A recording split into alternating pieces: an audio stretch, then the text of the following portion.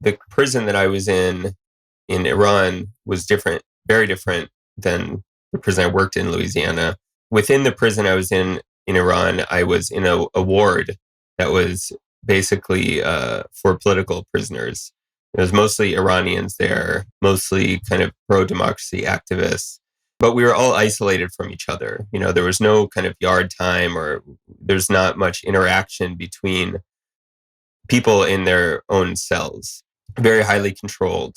People there were often physically tortured, and depending on who you were, you may or may not have had access to telephones and just contact with the outside. In the Louisiana prison, it was very uncontrolled. It was extremely chaotic. There was very minimal staff. Staff that did work there didn't do a whole lot. Because they didn't really have to. It was pretty hard to get fired because they were in such need of people to work there. And yeah, I mean, it wasn't a political prison in the way that the prison in Iran was. It's just very different dynamics, I would say.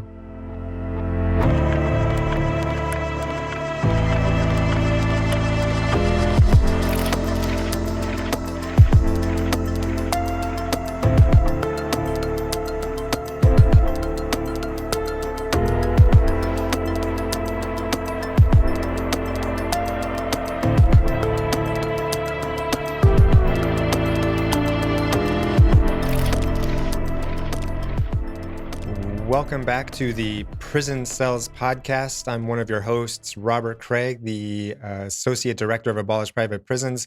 With us, as usual, is John Dacey, the Executive Director of Abolished Private Prisons. How are you doing, John? Great. Looking forward to this discussion. Yes, me too. And that's because with us today, we're very happy to have Shane Bauer with us. Why don't you introduce yourself, Shane? My name is Shane Bauer. I'm a journalist, investigative journalist. I am author of the book American Prison, which kind of chronicles my time undercover as a prison guard in a prison run by the Corrections Corporation of America in Louisiana. The book also kind of tells the history of for-profit prisons in America. Yeah, it's in some ways, I think you're sort of an ideal guest for our podcast because we're trying to do two things at the same time with this series. We're trying to, number one, talk about the incentives of private prisons and what that means for people and the history of private prisons, and just let people know as much as we can about their existence. Because I think private prisons are one of those things where when people learn about them, their gut reaction is usually like, what is that? How is that still a thing? And the second thing is we're trying to highlight stories of moral courage. And I think for a lot of reasons, your individual story plus the people that you met, I think highlights that. So, today the sort of theme of the podcast is return on incarceration, what it means when shareholders benefit while keeping people in prison. So, we spend a lot of time thinking about and talking about and writing about the theory behind private prisons, the market forces and the economics. But one thing that gets lost in all of that is what does that actually mean to people? And there's a lot of people that it affects. It affects the people that are in prison, the people that are working in prison, the communities. So I think today, telling those stories and talking about what it means to people when these prisons move into a community can really help people learn what the practical effects are. So how did you come to the idea of prisons? I know you had a personal experience, and anything you can share about that and how that changed your perspective on incarceration and what that might mean for people. Sure. So I kind of started as a journalist in the Middle East. I, in 2009, was based in Syria, living in Syria and kind of reporting around the Middle East. And in the summer of 2009, I took a trip with some friends. It was not a reporting trip, but we went to Iraqi Kurdistan, northern part of Iraq. That area at the time was, it's an autonomous part of the country, wasn't kind of, wrapped up in the conflict. The rest of Iraq was a very stable part of the country. And on our trip, we kind of went to this like local, I guess, tourist kind of site where local people would go camping, basically. There's like a waterfall. We went there and we went for a hike. We hiked up a mountain, not realizing that the top of the mountain was actually the border between Iraq and Iran. When we got to the top of the mountain, we saw a soldier, which we assumed was an Iraqi Kurdish soldier, and he waved us over to him. It turned out that he was Iranian. And so essentially in going to him, we crossed the border. We were detained, brought to Tehran, and put in Evin prison, which is the central prison of Iran. Two of us spent 2 years in that prison. One of us spent a little over a year. We spent time in solitary confinement. I personally spent 4 months in solitary confinement and then 22 months basically sharing a cell with my friend, but otherwise isolated from the rest of the world. We got out in 2011 and, I came back home. It was, obviously a major relief to be out. We had no idea when we would get out. It was kind of a political back and forth between Iran and the United States. And after I got out, kind of went through this period of readjustment. And there was at the time in California where I live, a large hunger strike happening in the prisons here. It was protesting the use of long-term solitary confinement. So, having been in solitary myself, having been on hunger strike in prison, I was kind of drawn to this. I was kind of following it. I wasn't really ready to get back into my work, but eventually I did. And the first project I took on was kind of investigating our use of solitary confinement in the United States. And basically from there, I just kind of got pulled deeper and deeper into the American prison system. Uh, you know, this is, as you know, the largest prison system in the world. We have more people in prison per capita than any country in the world. We use, solitary confinement more. And then, there's this corner of the system that I hadn't really dealt with in the years that I was reporting on prisons, which was private prisons. Um, Part of the reason that I hadn't really kind of jumped into it is because it was really difficult to get access to these prisons. Like you said, I think, there when people hear the kind of basic outlines of what a private prison is, that, there's shares traded on the stock market for these companies that are holding people in prison. I think most people are pretty revolted by that idea. But as a journalist, it was hard to really get beyond that. I wanted to know what life was like inside of these prisons. And, these being private companies, there's the prisons are able to kind of get around some of the even public records kind of laws that exist in a lot of states. And, even public prisons are difficult to access. There's so much control in prisons throughout the country that even if you get into a prison as journalists, you're generally kind of just taking a little tour and that's about it. And you can't even do that usually in private prisons. So I had the idea of kind of applying, for a job as a prison guard. It was kind of a whim, honestly. I just had the idea. I checked out the website, filled out an application, and I didn't really think it was going to work, but I thought, why not? And I quickly start getting, uh, callbacks from prisons around the country that were owned by the Corrections Corporation of America. So I had, a bunch of interviews. When I got interview requests, I was not sure how I would deal with them. Basically, I was working for Mother Jones at the time, Mother Jones magazine. My editors and I had discussed how to go forward, and the kind of basic ground rule was that I would never lie. Both kind of as a journalistic principle, also to protect us from potential lawsuits in the future.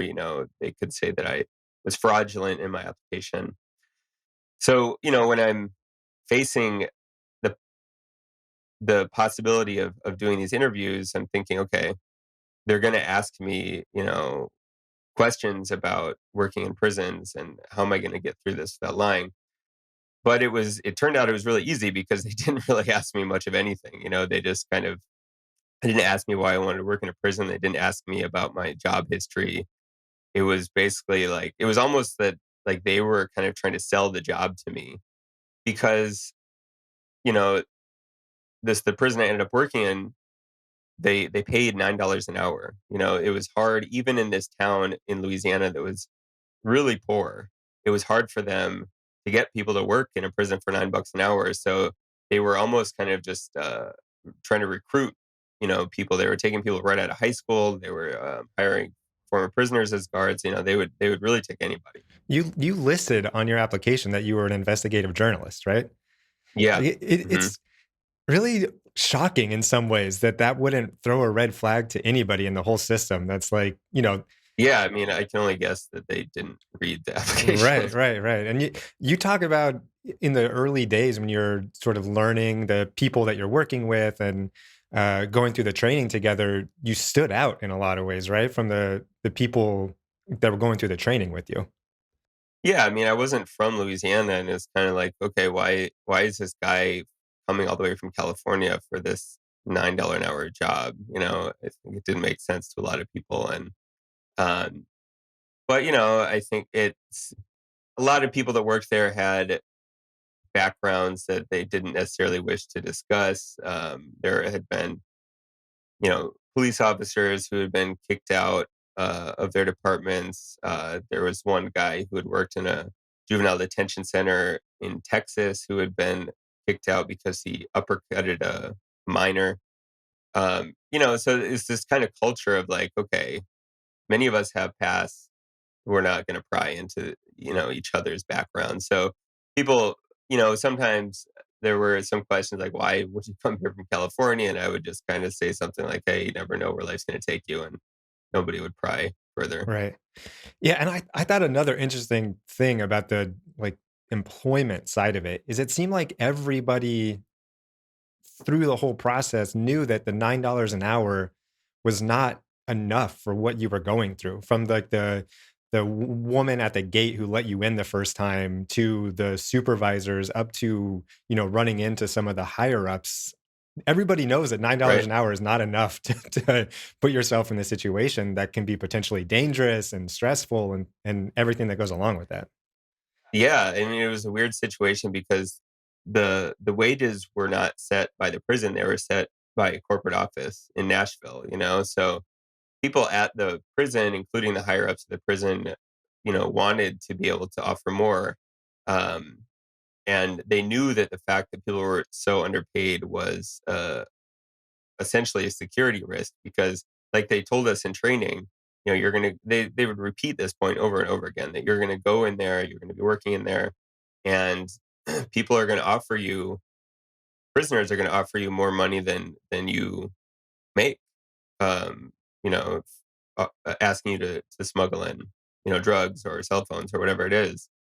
And that happened all the time, and the head of training said, you're going to go in there and you're going to be thinking, hey, I need to keep my lights on, pay my electricity bill. So you're going to be tempted. And they didn't really have much to offer to kind of, discourage people from doing that, other than just kind of telling us to resist the temptation. At APP, we believe the only way to truly end for-profit prisons in the United States is to challenge the constitutionality of private for-profit prisons in the courts. And with your help and moral courage, we will succeed. Completely donor-funded, we ask for your support. Your tax-deductible contribution will provide vital funding for building the infrastructure necessary to win a fight of this scale. And every dollar will bring us one step closer to our goal of abolishing private prisons. Please join the fight today by visiting abolishprivateprisons.org and click the donate button at the top of the site. And of course, like, share, and subscribe to the Prison Cells podcast from wherever you listen. Now back to the discussion. As private security in a private prison, did you have the same kind of training and benefits, for example, a state pension that public correctional officers might have? No, we didn't. We had 4 weeks of training, and many of those days, I mean, so the baseline is that the prison itself was extremely understaffed, and it's people who are working in the prison that are training us. So oftentimes there was nobody available to train us because there weren't enough people working in the prison. So we had days where we just literally just sat there all day and did nothing. And aside from the training, the benefits, the pay, I mean, everything was lower than a public prison in Louisiana. And, I think it's important to point out that the public prisons in Louisiana aren't great either. They're all, pretty abysmal places. But the private prisons within that were kind of more extreme in their the conditions, in the lack of pay, and just kind of the lack of preparation for people working there. Right. I think a thing that often comes up when in our work dealing with private prisons as the number one thing that we talk about is it can often sound like we're giving public prisons a pass, right? Because our focus is Right. so narrow on private prisons. But I think the way that you framed it is a way that we think about it as well, which is like the baseline is public prisons are miserable experiences overall, right? Like Mhm. nobody is having a reasonable time in those spaces. And you take a private prison and you amp up all of those negative aspects of it when you turn it over to a private Right. party, right? Like at all of those Yeah. places, you're giving a private corporation a chance to extract profit in some way. And that shows up in terrible places. Right. Before taking a deeper dive into the private prison experience, Shane, in your 2018 book, American Prison, you talk about some of the differences in your experiences as a prisoner in Iran, as opposed to working in a private prison in Louisiana. You must have been coming from a very difficult experience. And then I have to imagine it wasn't an easy decision to go back into a prison to work. Can you talk at all about what your experience was like before you took on this task? In particular, the solitary, and what kind of an effect it had on you?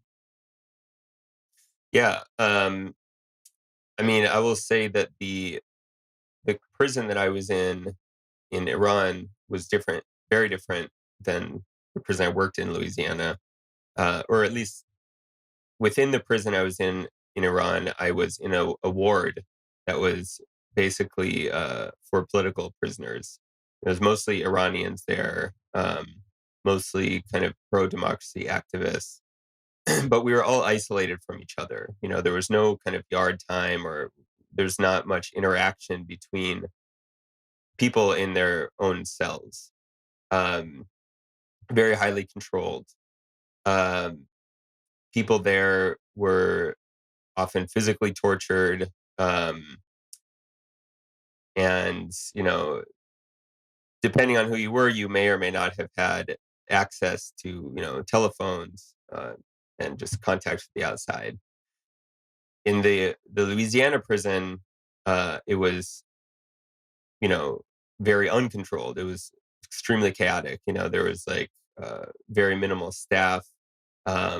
Staff that did work there didn't do a whole lot. Because they didn't really have to. It was pretty hard to get fired, because they were in such need of people to work there.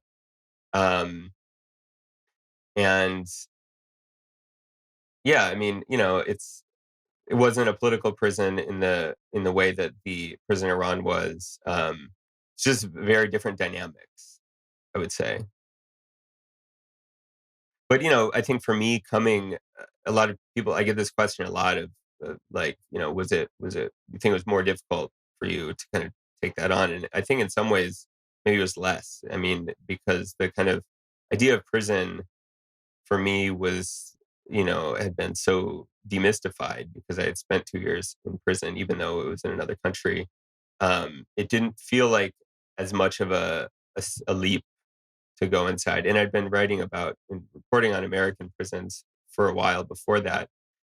Once I was inside, I write about this in the book, there were, you know, um, I had a lot of inner conflicts.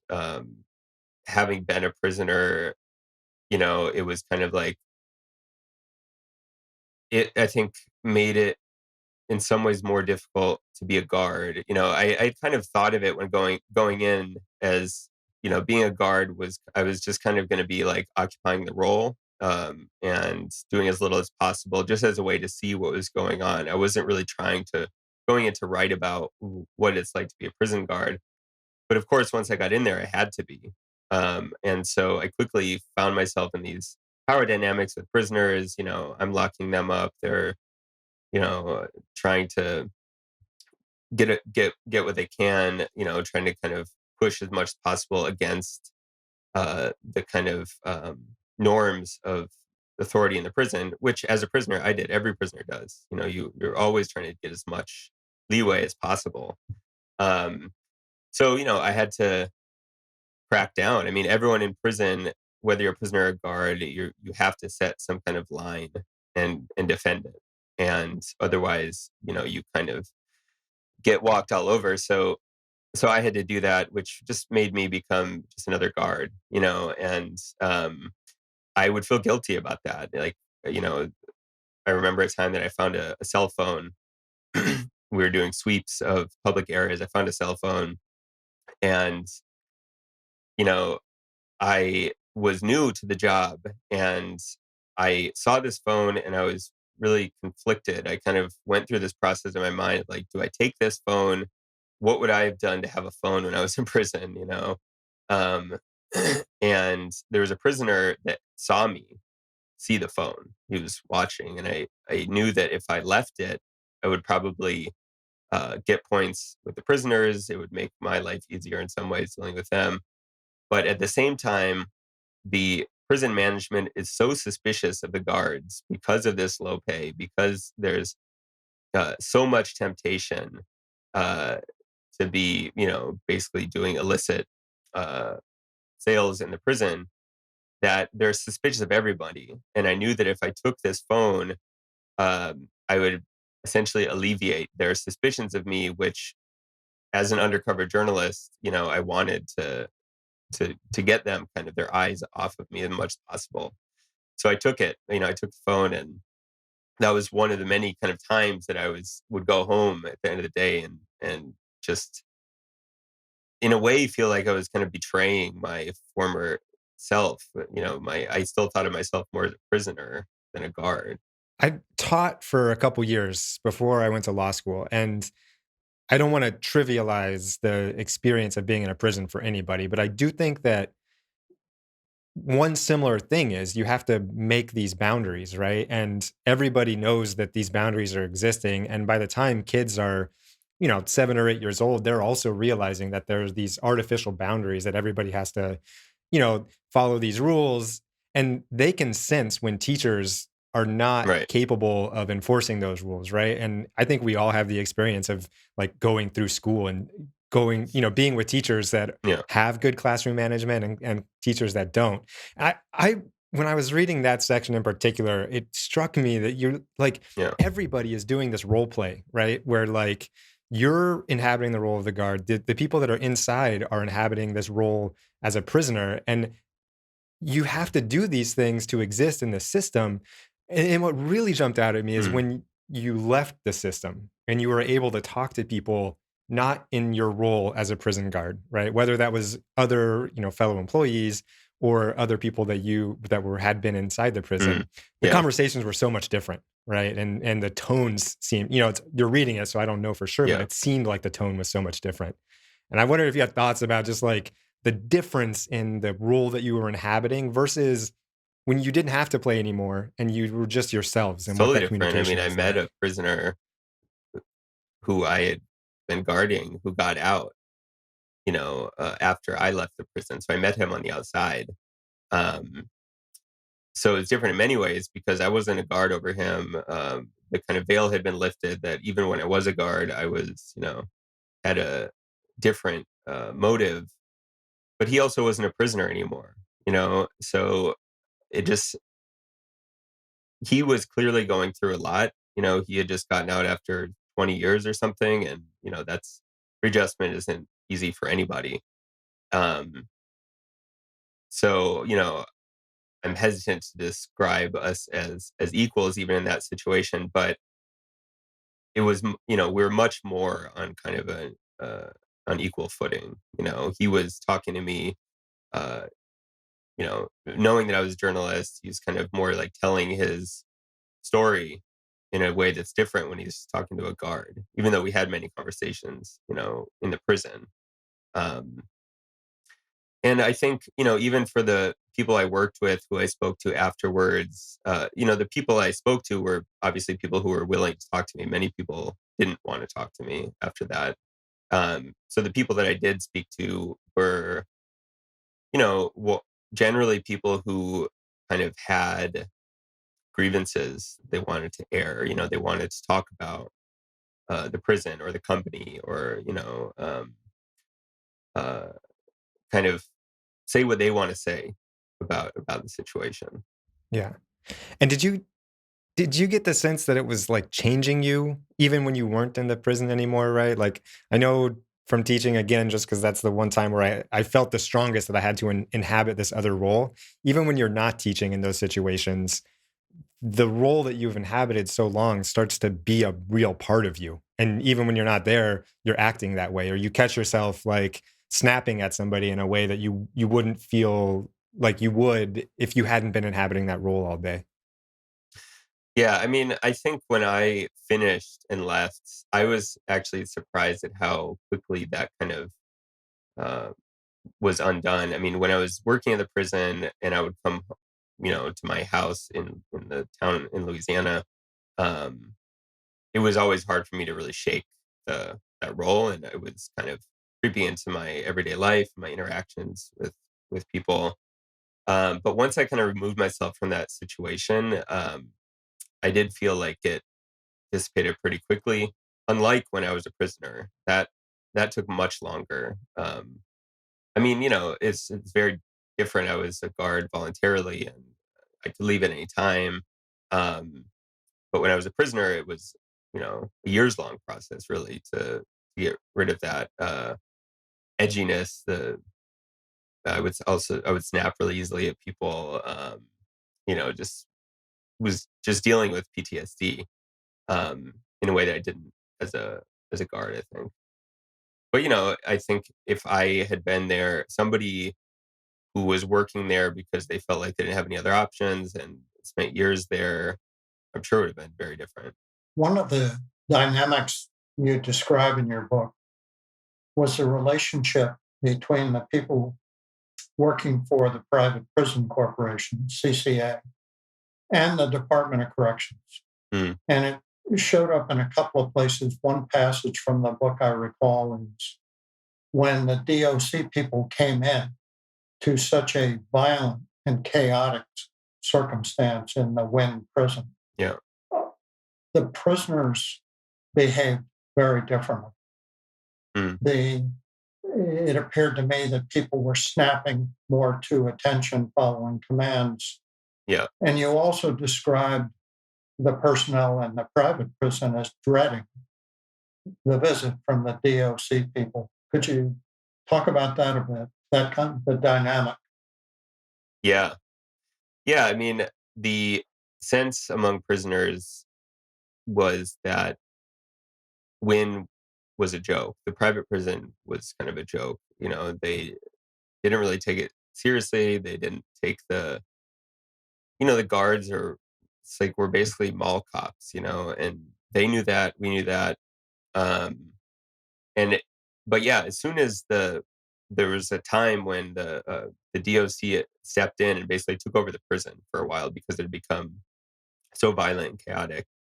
Uh, and it was immediately different. I mean, the prisoners, many of whom had been in public prisons, before being transferred to Wynn, just interacted with the DOC guards in a completely different way. They took them much more seriously. They didn't have weapons or anything that we didn't have, but it was just like you could just see how differently they viewed kind of that system to the private system. But then the staff was worried because there was always a fear that the prison was going to get shut down, basically, because it was just so unruly. So staff was worried about losing their jobs. And there was a little bit of a kind of resentment of these outsiders coming in, kind of telling them what to do and that kind of thing. But um, it was mainly kind of fear of losing their jobs, and I guess there was a bit of resentment about the kind of DOC making people work more, basically. Yeah, I found that, sort of an interesting dynamic that you described as like people doing as little as possible. And Yeah. like you thought that was because they had no fear of getting fired. Yeah, I mean, is like people would get fired if they got caught smuggling contraband, basically. But other than that, there were people that worked there for years that just did the bare minimum. Um, yeah, because they just needed, they were so desperate for staff, so it wasn't as if they could let someone go and just hire someone else right away. So they would just kind of keep people on. And I think this is part of the for-profit dynamic. The company's ultimate goal is to make money. So there are certain boxes they need to check to run prison. They need to have so many guards in a unit, um, so many guards on staff, throughout the prison at a given time. But the state, if the state is not really kind of enforcing, anything beyond that, what's the motive really, for them? I mean, they're not going to make more money. Well, there were two things that stick out in your book. It didn't appear the state was enforcing much. Would you agree with that? Yeah, I mean, there was the period they kind of stepped in for a week, but then they left and everything went back to normal. And, this I think is when there's a kind of false dichotomy sometimes between like private system and the state system, because the private system is a part of the state system. I mean, it's overseen by the Department of Corrections. The private prisons have to answer to the Department of Corrections. The Department of Corrections sets all the regulations. So it's ultimately the fault of, partially at least, the fault of the state corrections departments that these prisons are so terrible. I mean, they're letting that happen.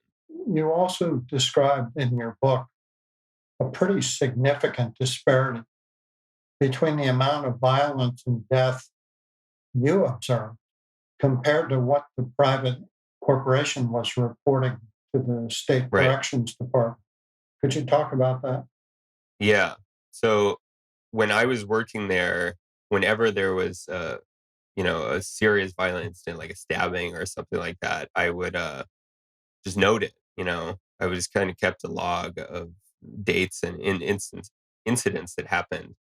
And when I left, I did a public records request with the Department of Corrections, because you can get that data. It's public record. Even you can't necessarily get the specifics of who's involved or whatever, but they keep tallies of these things. So I requested it, the number of violent incidences the year that I was there, and the number that they gave me was lower for the entire year, was lower than the number that I had counted in the 4 months that I was there, you know, which means that they're not being reported.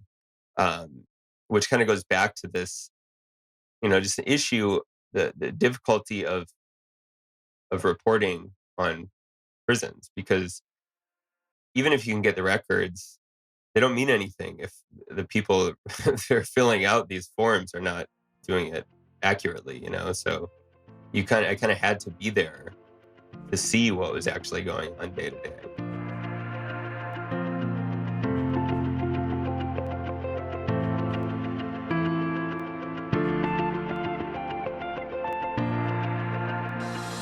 There are many ways to get involved with the Prison Cells podcast, build your moral courage, and help us eradicate for-profit prisons in the U.S. Visit abolishprivateprisons.org today and build the momentum of abolishing private prisons by working with an organization to pass a resolution in support of the cause. Get to know the ins and outs of how private prisons operate and why. Outside of the site, you can write your congressperson and shed light on this awful practice. As always, please like, share, and subscribe to the Prison Cells podcast from wherever you listen. Now back to the discussion.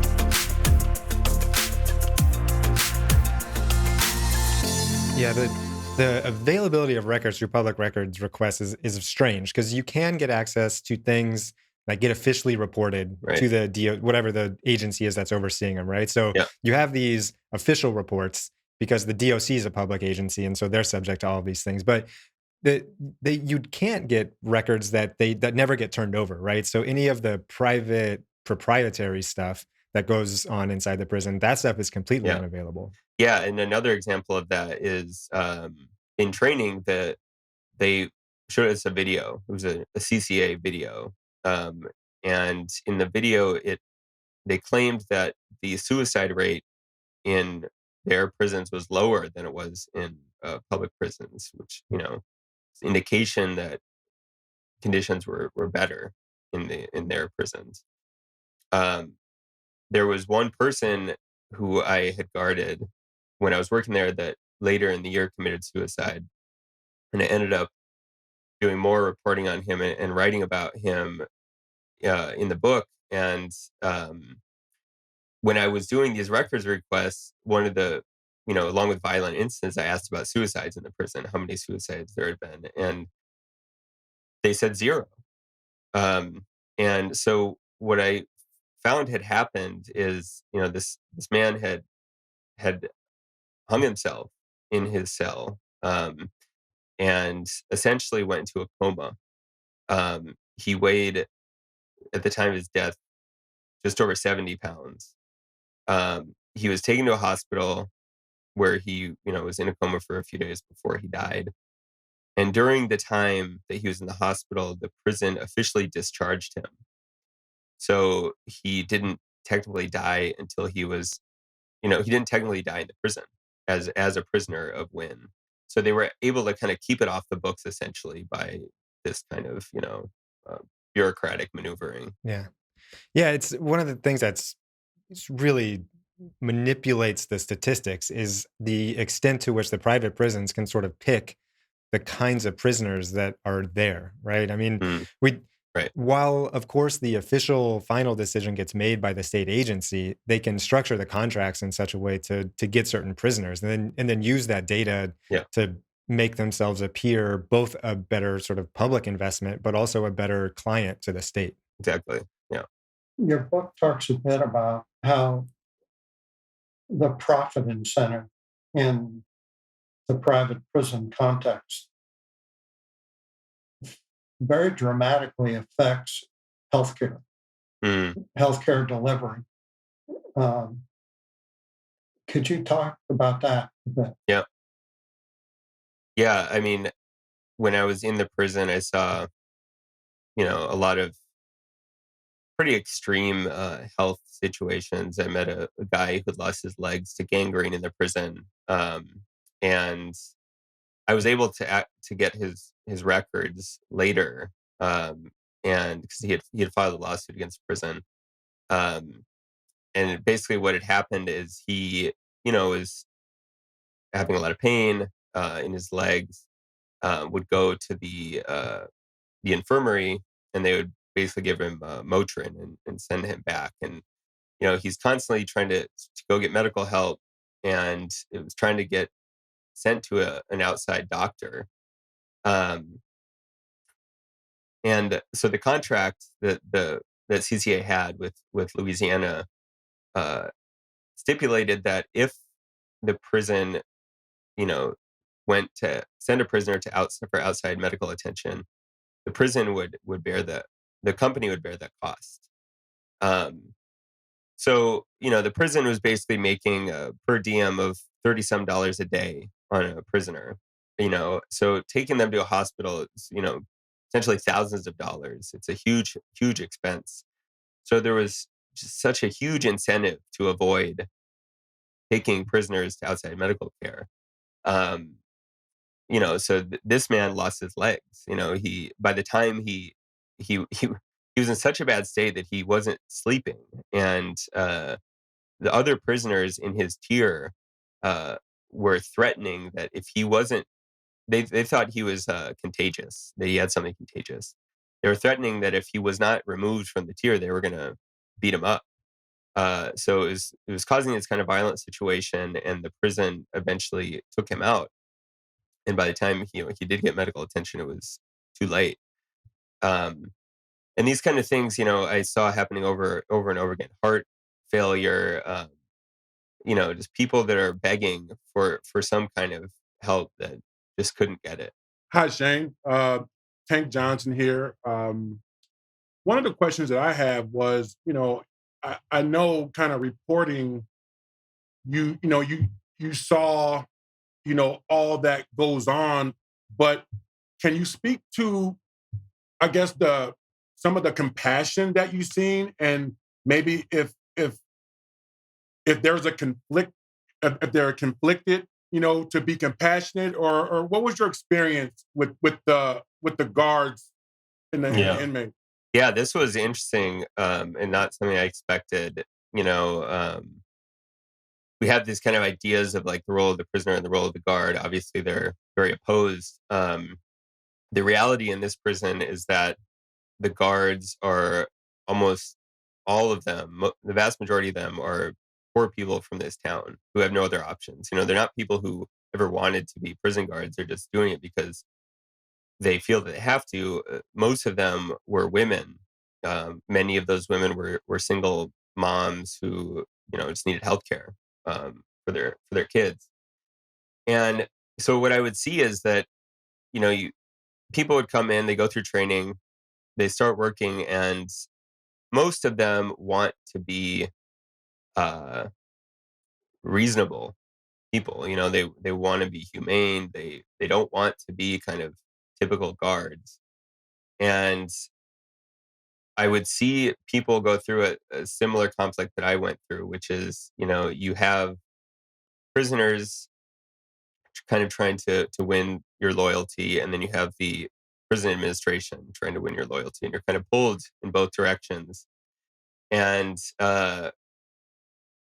it's very hard, to kind of walk that line. So um, a lot of people would quit. It seemed that a lot of people just didn't want to kind of they would feel sympathy towards the prisoners. Some of them would know prisoners. They would say people when I was in training would say. I remember one cadet said like, something like that it was almost chance of like that she wasn't on that side of the bars. It's like everybody in that world, people did drugs, whatever. People were breaking the law all the time. And some of them ended up on the other side. Um, so there was a sense of sympathy there, but also prisoners and guards would kind of bond a lot on just their disdain for the company. Everybody hated the company, the guards and the prisoners. They all felt exploited by the company. So there was this kind of sense of like, okay, we're on the same team, and prisoners were really pushing that line. Like you're exploited by this company just like we are. So why are you essentially defending them? So guards I think would often go one of two ways. One is that they would, uh, you know, crush this kind of inner conflict by just becoming the kind of more typical guard and kind of turning off that sympathy, or they would embrace it, which either would often kind of lead them to, doing the kinds of things that the prison administration was trying to prevent, like, bringing things in for the prisoners, or they would just quit because they just couldn't take it. One of the groups you described in your book that came from CCA was a special team you referred to as SORT, SORT. Mm-hmm. Who are those folks? So the SORT is a kind of, I guess, a kind of special operations type of team that belongs to CCA, and every prison had their own SORT team. So they were regular guards who would, when needed, occupy this role where they would essentially, if there was a violent incident, they would get suited up in armor, usually coming with tear gas or pepper spray, and take out the violent prisoners. They were also brought in when there were riots, but these SORT teams could also be sent to other prisons. So there was a period when I was there that the company basically sent in a kind of national SORT team to um, to win. Um, and these guys that I met were typically kind of more brutal. Their job is to kind of bring people in line. So they were quick to use tear gas and pepper spray and that kind of stuff. They get paid a little bit more than the other prisoner guards, and they just get deployed kind of around the country, depending on where the company needs them. I want to talk a little bit about like the structure of the corporation and some history stuff, but bef- was there anything else that you think sort of like stood out as, I don't know, surprising or interesting about how, like when you're inside, some of the ways that the profit motive might show up that we haven't covered so far? Hmm. The company is basically cutting corners wherever they can. So you have like uh, programming, for example. There's just way less of kind of the rehabilitative type stuff that prisons are supposed to offer, which are already abysmal in public prisons. But so, for example, this guy who committed suicide, he had been trying for a long time to get into a program, basically a support group, and he couldn't because there just was, there wasn't staff to run these programs. So they the social worker, there was one social worker was dealing with the entire prison, and her caseload was so big that, a prisoner would basically get half hour most a month with this person, you know. Um, so, it's just like the natural kind of extent of the profit motive was to curb, anything that could potentially actually help someone succeed and get back into society.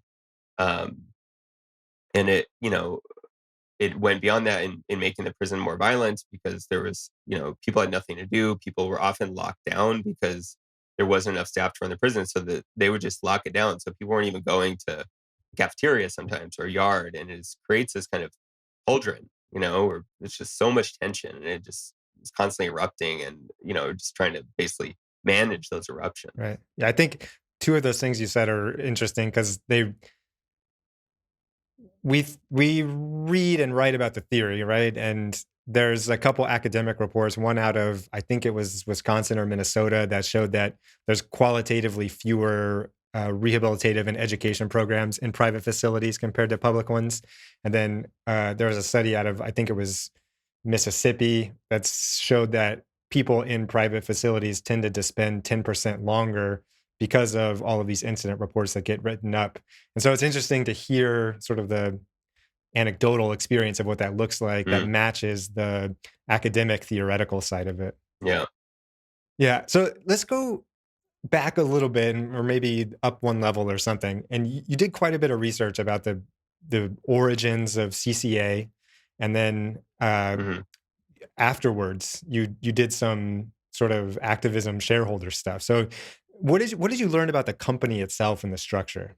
Well, so I guess I'll start with the one of the co-founders of the company, Terrell Don Hutto. He he kind of was, I think, in some ways a bridge between this kind of old system uh, of for-profit incarceration, which was closely tied to slavery. The after slavery is abolished, many of the slave plantations in the South became prisons. Either they were, uh, well, at first they were just prisoners released to these fields, made to work on the fields in much the same way that the slaves had. Then later, those fields became actual prisons, and many of them are still prisons today. And Hutto had run um, some of these prisons in Texas and Arkansas. He lived in a house on these big plantation farms and was kind of overseeing prisoners, picking cotton. Um, and he, you know, kind of as those there was a period of time kind of around the 70s that the system was not making so much money. You know, that kind of plantation system had been for a period making money for, kind of private uh lessees. People are getting leases for prisoners, and then it was making money for the state when the states were running them. But then the prison population had skyrocketed so fast to such a degree that the states were kind of scrambling to figure out essentially how to just warehouse people, as they do today. And at that time, Hutto and a couple other people kind of came up with this new idea, which was basically to build these prisons in this kind of warehouse style, but to do it more cheaply than the state could do it, and to make money from it. So they started CCA in the 80s, and we're basically just charging the state a fee per prisoner per day and trading their company on the stock market. Um, so they became very successful and grew really quickly. What was the very first one where they like proved that it could work? What did that look like? Oh, it was, if I remember, it was an immigrant detention center, actually, and it was a hotel that they had essentially converted into a prison. They turned the hotel rooms into prison cells, and kind of on this like fly by night situation, they just threw it together really quickly and showed that it could work. And Yeah, it's like such a metaphor come to life when you describe that situation, right? Because we've talked a lot on this whole series about this per diem way that it's set yeah, up, and the state pays X dollars, and then and the analogy that comes to mind immediately is a hotel, mhm, right? Like you pay $80 a night and you get all of these things for it. But to learn that the actual first one of this company was literally like a distressed hotel that they took yeah. over and just were walking people down to like room 111 or And they whatever. talked about it that way. They're like, it's this just one step over from the kind of hotel. Yeah. Right. Yeah, it's so shocking that like that is the model that caught on, right? It's just Yeah, like because then you can see sort of the roots of it becoming this real estate empire right. that it later became. Yeah, and I think that looking at how they make money and how the system grew points to the origin of the problem, which is having so many prisoners. The whole reason that this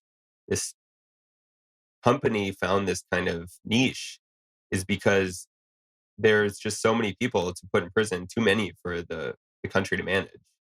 Um, so I think if you talk about like how to kind of deal with this problem of private prisons, really the essence is depopulating prisons. Yeah. Shane, uh, you know, I often hear that Louisiana incarcerates more people than any other state by a long shot. Mhm. And do you see like can can you see something like tangible that makes that number so much bigger and have so much more people imprisoned?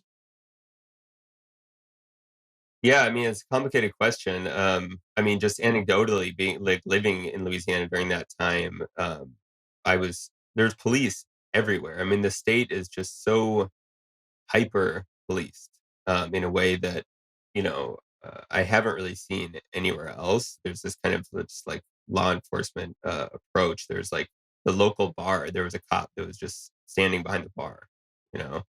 Um, and of course, there's long history of racism. The South in general, not just Louisiana, has super high incarceration rates. Um, I don't know why Louisiana in particular, though, compared to Alabama or something like that. But also, I think since I did this project, I think Louisiana has been trading off with Oklahoma uh, as the most incarcerated state. Yeah, which is where I'm at now, and it's interesting. Also heavily privatized, um, Mhm. and here at least, a lot of what had happened is this like mandatory drug sentencing scheme, Yeah. right? And so you have a lot of rural communities, like you're talking about, that were affected by the opium epidemic in the same way that the rest of the country was. And when that gets paired with the mandatory minimum sentencing and sort of aggressive prosecution practices, that just leads to this skyrocketing Mm. population. Yeah, something that was interesting to me was that in Louisiana, the prisons were not racially segregated. Um, California is extremely racially segregated, and I would expect that Louisiana, being in the deep South, would have been the same, but it surprisingly wasn't. And I don't really know why exactly. I mean, the only way that I could explain it is that the kind of prison gangs, the racially based prison gangs, uh, that are a big part of the segregation came from California, and for whatever reason, they don't seem to have taken root in the South, at least in Louisiana. In your book, you talk about being threatened on a number of occasions, uh, fearing not just for your physical safety, but also that your cover might be blown. Could you tell us a bit about your exit from working at the Wynn prison and what happened after that? Yeah, yeah. I mean, I had a couple of close calls as far as my cover while I was there. There was one time that I was a the the head of training. It was while I was in training. Told me that she had been sick, so she didn't come in one day, and she told me that she had tried to. She didn't have my number. She tried to find me on Facebook, and she was looking around for Shane Bauer and never found me. My name is Shane, so luckily she got it wrong. Um, because she would have found out. It's like all they ever had to do was like search my name on the internet. Um, but after I'd been there for a while, I felt pretty secure cover wise. I was offered a promotion by the prison administration. They kind of saw me as a good guard. Um, and then 4 months in, a colleague from Mother Jones, James West, came down to Louisiana to shoot some video. I was shooting hidden camera video in the prison every day with a little watch camera that shot kind of bad video. And James wanted to come and do some interviews with me on camera, get kind of just shots around the town, things that we could use later. And he was getting some nighttime shots of the prison from the outside, and he got arrested. The police came. A prison guard I think saw him, called. The police came and arrested him, and he spent the night in jail.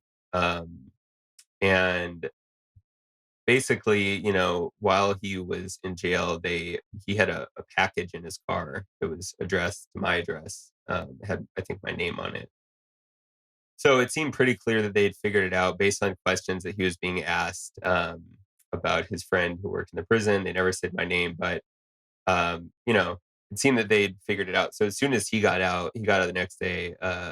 I picked him up and we basically just took off. We left as soon as possible and drove to Texas. So I was kind of suddenly had left, and the next day or two, local paper reported that I was a journalist and I'd been working in the prison. So the news came out and got picked up by some national media. So the company knew that I was a journalist, which made the process of writing the initial article, going through the legal stuff much more stressful and difficult. Because the company knew that something was coming. They were threatening the magazine with lawsuits and things like that.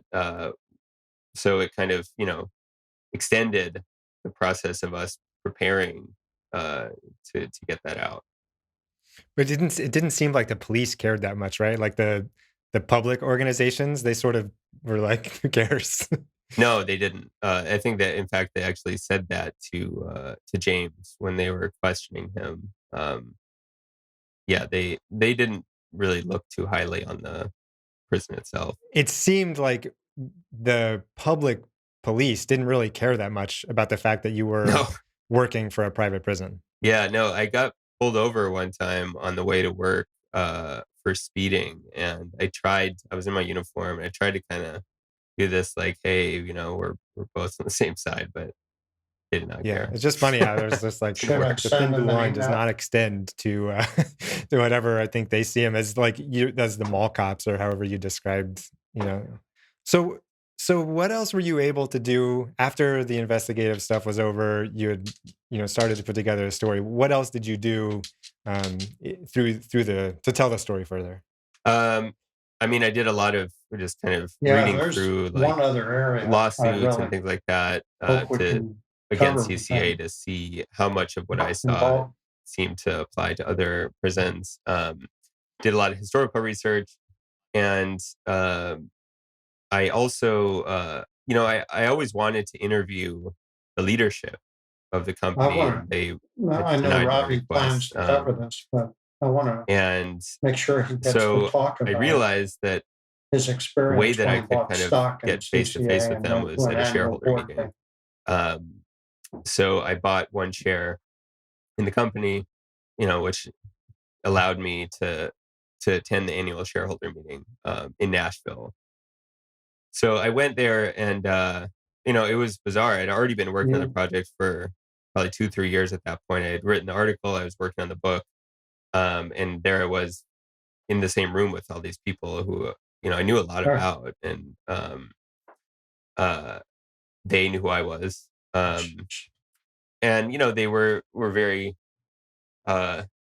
careful to avoid Should, interacting with should me we as much as start with the possible.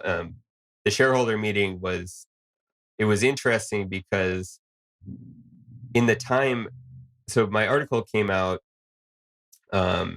shortly after that. The Obama administration had announced that they were going to discontinue their contracts for federal private prisons, which caused the value of the shares of CCA to really tank. It's like dropped off a cliff. Then Donald Trump was elected, and the day Robbie, that he you won want the to ask the election, question again? their stock price skyrocketed more than any company in the stock market. So all of this had happened before I went to the shareholder meeting, and it all had happened within the year that this meeting was covering.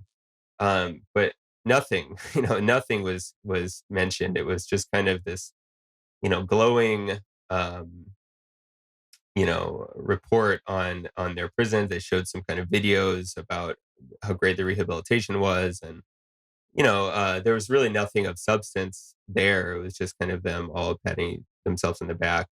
The only shareholders that were there were me and a couple of activist shareholders. Um, so the shareholders everyone gets to ask a question, at least one question. So I was able to ask questions to them. I asked them. Oh, actually, one of the activist shareholders asked about the suicide that I had written about, and the kind of healthcare they provided. I asked about the justification for the wages they paid, and some other things, and they just kind of gave some corporate speak and moved on. And as soon as the meeting was over, they all kind of rushed out, and no chance to really talk to them. Yeah, from our experience looking at the companies, I mean, they seem to be good at two things, and neither of them is running a prison. One is real estate, and two is their PR machine is incredible. I mean, they produce these videos, and they have this trade group, the Day One Alliance, that is just basically corporate propaganda about all of the good stuff they're doing. Yeah. And one thing that I think is that shows how much they care about that stuff is that they changed their name from the Corrections Corporations of America to Core Civic Right. to hide the kind of stuff that they're doing. Yeah, I mean, the main takeaway from attending that meeting was that the people running the company just seem very, very disconnected from the prisons themselves. You describe the board of directors, I think, in your book. It's consisting mostly of older white men. And I couldn't help but notice the parallel. In your book, every other chapter, you were talking about the history of slavery, our penitentiary system in this country, and who profits and who suffers. Yeah, I mean, I think it's important to remember that our prison system is an outgrowth of the slavery system, and that's not just kind of a historical tidbit. I mean, it's still playing out today. I mean, we had white people profiting from the bodies of Black people during slavery, and when that ended, there was kind of a new way that was invented to do that, through convict leasing, and the methods have morphed and changed with the times, but that drive is still there, and I think private prisons, I mean, they are an outgrowth of that. They did come out of that legacy, and it's still alive.